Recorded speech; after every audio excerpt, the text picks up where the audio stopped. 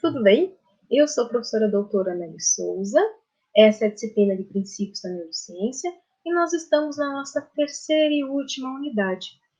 Como vocês acompanharam, o primeiro encontro nós falamos sobre a história da neurociência, o segundo encontro eu teci algumas provocações sobre as diferentes abordagens do estudo do sistema nervoso, e essa última unidade, aqui eu até brinquei com vocês, manual do proprietário lá no texto de apoio, eu trago um resumo de alguns princípios bastante interessantes e importantes para quem está começando a estudar sobre neurociências. Então, vamos lá. São princípios por quê? Porque existem algumas questões que são importantes da gente entender sobre o funcionamento do cérebro. Eu acredito que muitos de vocês estão estudando neurociências para aplicar especialmente na área educacional. Então, os princípios que eu selecionei, eles são úteis para que a gente possa, mais para frente, aplicar esse conhecimento em escolas, clínicas, psicopedagógicas, enfim, em ambiente educacional, ok? Vamos lá. Primeiro princípio, né? A organização do cérebro de todos os vertebrados segue um plano em comum.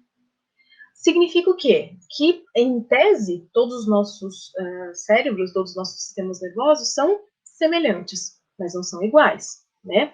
Também significa dizer que nós teríamos basicamente as mesmas estruturas e, logo, as mesmas funções, ok? Bom, o cérebro humano desenvolve-se em estágios e torna-se hierarquicamente organizado. De modo geral, todos nós seguimos o mesmo plano de desenvolvimento, ou seja, todos nós passamos pelos mesmos marcos de desenvolvimento. Quando nós não passamos, aí nós temos uma alteração importante. Aí entra o trabalho do psicopedagogo, do neuropsicólogo, ok? E de outros profissionais. Um outro princípio importante: o cérebro humano tem um registro da nossa evolução. Lembra que eu falei que existe uma hierarquia neuronal? Existem estágios de desenvolvimento que são comuns a todos nós. Existe uma hierarquia de neuroamadurecimento, começando lá pelo tronco encefálico, passando pelo córtex límbico direito, depois pelo córtex cerebral esquerdo, depois pelo córtex frontal. Para que a gente possa chegar no reflexo, à reflexão, todos nós deveremos passar por esses diferentes estágios, né? Não existem dois cérebros iguais, ainda que todos nós tenhamos em comum as estruturas e as funções disponíveis: atenção, memória, linguagem, sensação, percepção, motricidade. Mas não existem dois cérebros iguais. Por que não existem dois cérebros iguais? Porque o cérebro ele depende das experiências sociais, emocionais, culturais que nós temos. Né? Os sistemas genéticos que programam o desenvolvimento do cérebro são ativados e influenciados pelo ambiente pós-natal. Então, vejam, nós temos uma determinada programação, mas ela só vai se cumprir, né, se nos sistemas genéticos só vão ser despertos se eu tiver contato com uma determinada experiência. Então, isso é bastante importante. O cérebro, eu falei nas unidades anteriores, né?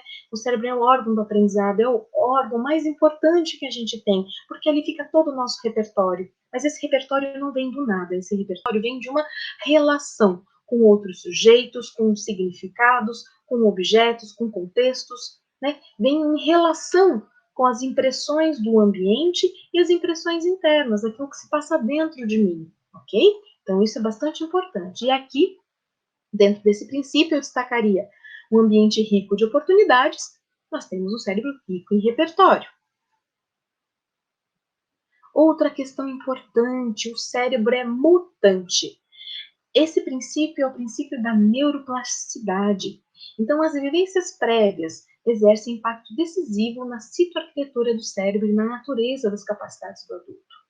O cérebro ele se modifica o tempo todo, e ele se modifica primeiro por conta do neurodesenvolvimento, né? Porque é da natureza cerebral essa modificação. Vejam que nós nascemos com um cérebro de 300 gramas, 350, 400 gramas, e atingimos 1 quilo, né?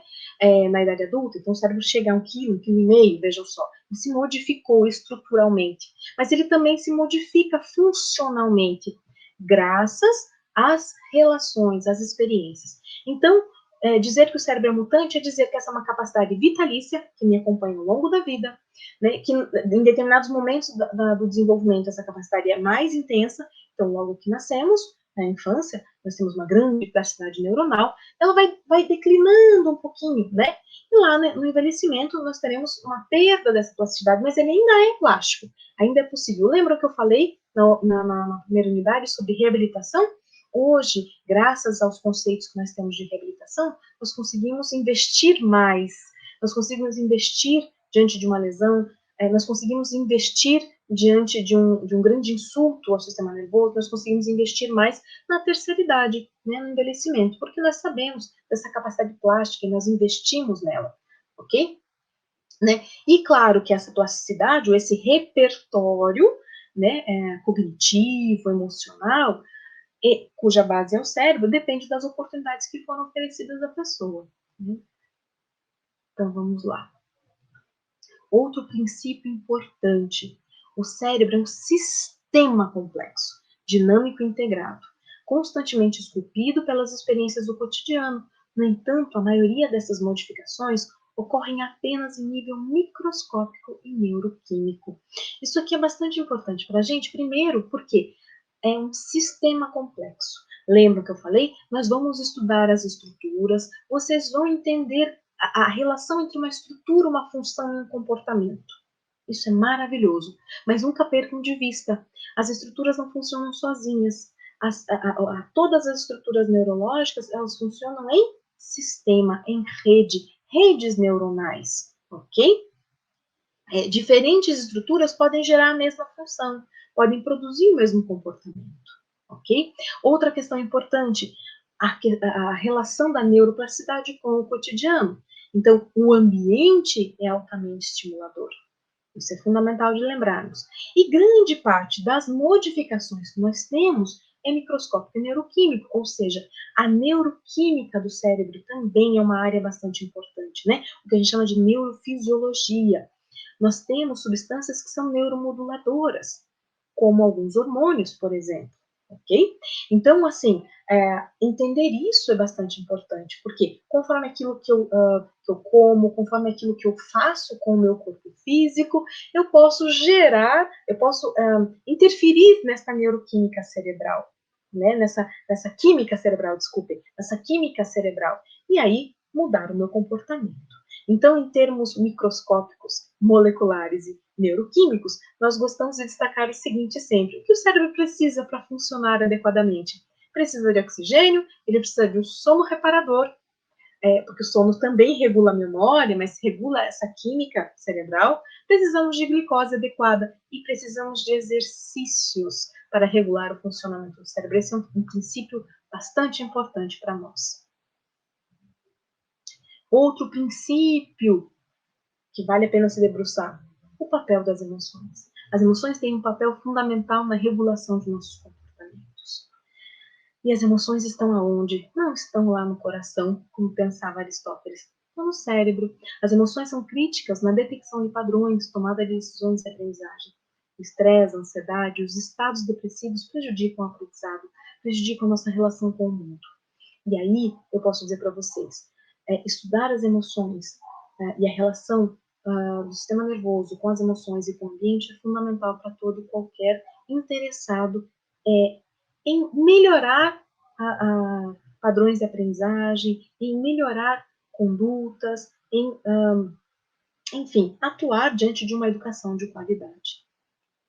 Considerar as emoções, hoje, são um ponto crucial quando se estuda neurociências. Eu comecei falando para vocês, o cérebro é um órgão do aprendizado. E eu finalizo esta terceira unidade destacando isso novamente. Quando nós estudamos neurociência atrelada à educação, nós temos que ter em mente 4 aspectos. Entendimento do funcionamento do sistema nervoso, as diferentes abordagens, estudar as estruturas, mas estudar as funções relativas a essas estruturas. Só que só isso não é suficiente. Nós temos que entender os processos da aprendizagem, como aprendemos. Entendendo isso, eu tenho que refletir. Então, eu aprendi sobre o sistema nervoso, eu entendi suas suas partes, suas estruturas, entendi as funções possíveis, entendo como se aprende, e eu reflito sobre as características e necessidades do desenvolvimento dos indivíduos que eu atendo, da aprendizagem dos indivíduos que eu quero atender. Eu tenho que refletir sobre essas características. Eu tenho que entender se é na infância, se é na adolescência, se é adulto, se é um idoso. Eu tenho que entender quais são as características, qual é o perfil de aprendizagem e desenvolvimento daquele público que eu quero atender. E depois eu olho para a minha própria prática. E aí eu vou modificar as minhas práticas. A isso nós chamamos de uma abordagem baseada em evidências científicas ou neurocientíficas. Esse é o grande convite para vocês ao final dessa disciplina, que vocês sejam capazes de utilizar não só esses princípios que foram abordados de maneira breve nessas 3 unidades, mas todo o conjunto de informações que vocês terão ao longo do curso para modificar suas práticas. Sejam todos bem-vindos a esse curso. Desejo que vocês tenham um percurso grandioso e que vocês consigam aplicar esse conhecimento para uma educação com mais qualidade. Um grande abraço e até um próximo encontro. Tchau, tchau.